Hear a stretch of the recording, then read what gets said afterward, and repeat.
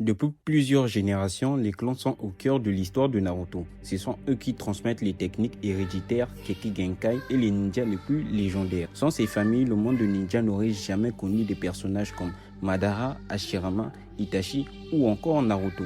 Une question revient très souvent chez les gens. Quel est le clan le plus puissant de tout l'univers de Naruto? Aujourd'hui, nous allons classer les 7 clans les plus puissants en tenant compte de leur histoire, leurs capacités, des membres les plus célèbres. Mais attention, ce classement concerne la puissance globale du clan, pas uniquement celle d'un seul personnage. Donc, installez-vous bien et c'est parti! Passer sans t'abonner, ça fait tâche. Je te remercie d'avance, chef. C'est giga important. Sans plus tarder, place à la vidéo.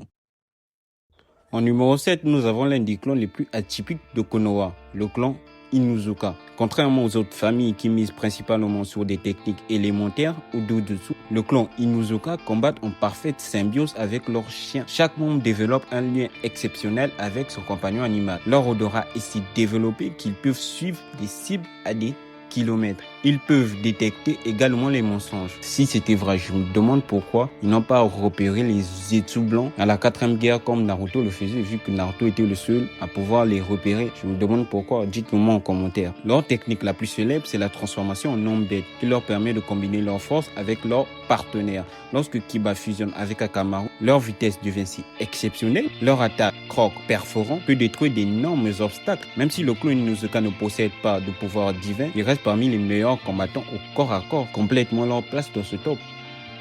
Le clan Aburame est probablement le clan le plus mystérieux de Konoha. Dès leur naissance, leur corps devient l'habitat de milliers des insectes spéciaux qui se nourrissent du chakra. En échange, ces insectes combattent pour eux. Cela leur permet de lancer des attaques quasi invincibles. Les insectes peuvent absorber le chakra de leur adversaire jusqu'à vider totalement. Ils servent également d'espions, de détecteurs, et je crois que sur ce plan-là, ce sont tout simplement les meilleurs. Shinno Aburame montre parfaitement à quel point ce style de combat est très dangereux. Peu des adversaires comprennent ce qui leur arrive avant qu'il ne soit trop tard. Leur intelligence tactique fait de ce clan une véritable arme de guerre. On peut aussi prendre l'exemple de Torone qui est tout simplement monstrueux. Pour moi, il fait partie dans le top 3 de ce clan et il n'est pas troisième. Passons à notre numéro 5, le clan Hyuga. Le clan Hyuga possède l'un des 3 Dojutsu légendaires. Le Byakugan offre une vision à presque 360 degrés. Les membres peuvent voir les réseaux de chakra de leur ennemi. Ils repèrent les points vitaux avec une précision incroyable. Grâce au Juken, ils frappent directement le système circulaire du chakra. Une simple attaque bien placée peut empêcher un ninja d'utiliser ces techniques. Neji Hyuga est considéré comme un génie absolu, principalement à cause de ce dessous. Mais on va pas se mentir, il a aussi une partie de génie. Yashin démontre également un niveau extrêmement élevé. Même si le Byakugan est souvent éclipsé par le Sharingan, il reste l'un des pouvoirs les plus efficaces du manga. Donc, en numéro 4, nous avons le clan Senju. Le clan Senju, surnommé le clan aux 1000 compétences, contrairement aux Uchiwa, ils ne dépendent pas d'une seule capacité, ils exercent dans presque tous les domaines. Les plus célèbres d'entre eux, Hashirama Senju, grâce à son Mokuton, qui occupait une place particulière dans l'histoire, parce que tout le long du manga, on parle tout le temps des cellules Hashirama. On peut notamment aussi évoquer Tobirama, l'homme aux 1000 techniques, celui qui a inventé plusieurs jutsu.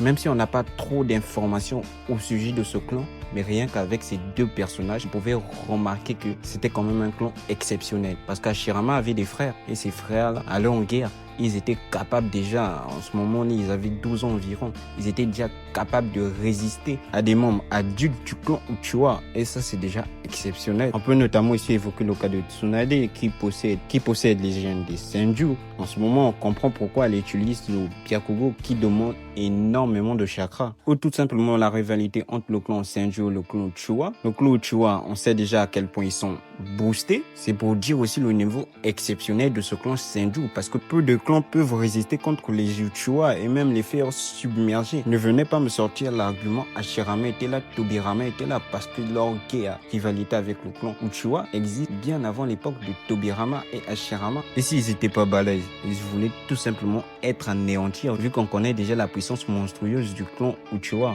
mais ce qui n'est pas le cas. Donc, en 4e rang, je trouve que c'est pas mal. Numéro 3, le clan Uzumaki, très souvent sous-estimé. Pourtant, il possède des réserves de chakra trop monstrueuses. Ses membres vivent extrêmement longtemps. Il dispose d'une vitalité hors du commun. Par exemple, vous voyez avec Kushina, quand elle a perdu Kurame et tout, normalement quand un autre perd un bijou à queue, elle meurt. Mais elle n'est pas morte. Pire encore, elle a survécu. Elle pouvait vivre sans son bijou à queue après avoir été extirpée. Vous allez me dire, pourquoi Naruto n'a pas bénéficié de ça? Faut d'abord préciser que Naruto n'a pas bénéficié des gènes des Uzumaki. Voilà pourquoi lui, quand elle a extirpé Kurama, il est tombé directement dans les pommes, chose que Kushina n'a pas fait. C'est juste pour vous dire à quel point leur vitalité est absurde. Et la particularité de ce clan, ce sont les sortes de scellement, les Flinjutsu. Dans l'anime, on nous a montré que Minato aussi en était capable, notamment grâce à Kushina qui lui a emmené vers le clan Uzumaki. Là où est-ce qu'ils sont entraînés pour cela, presque tous les sorts de scellement qu'on a pu voir, ça revient direct du clan Uzumaki.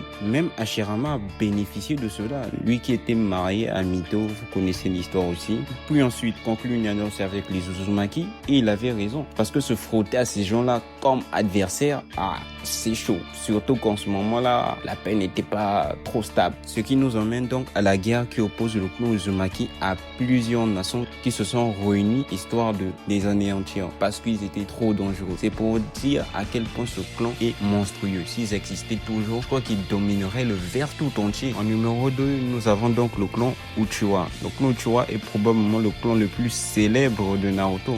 Même si qui ne regardent même pas Naruto connaissent les Uchiwa. Grâce au Sharingan, ces membres copient les techniques, ils anticipent les mouvements, ils lancent des genjutsu extrêmement puissants. Puis vient le Mangekyou Sharingan. Et là, ça met une tempête aux autres Dojutsu, sauf le Rinnegan bien sûr. Chaque utilisateur obtient des pouvoirs uniques. Amaterasu, Tsukuyomi, Kamui, Toko Amatsukami, trop booster les techniques. Sans oublier le gigantesque de Susanoo, Madara, Itachi, Shisui, Obito, Sasuke comptent parmi les ninjas les plus puissants de l'histoire. Et ces 5-là, ce sont tous des Uchiwa. Ce clan a vraiment marqué l'histoire de Naruto. Donc nous arrivons à notre numéro 1, sans suspense, le clan Otsutsuki. Perso, c'est pas vraiment un clan. Perso, moi je pense que c'est pas vraiment un clan. Déjà ce que nous voyons dans Boruto, qui est devenu Otsutsuki grâce au Tama. Si c'était un clan, on ne devient pas Otsutsuki juste comme ça.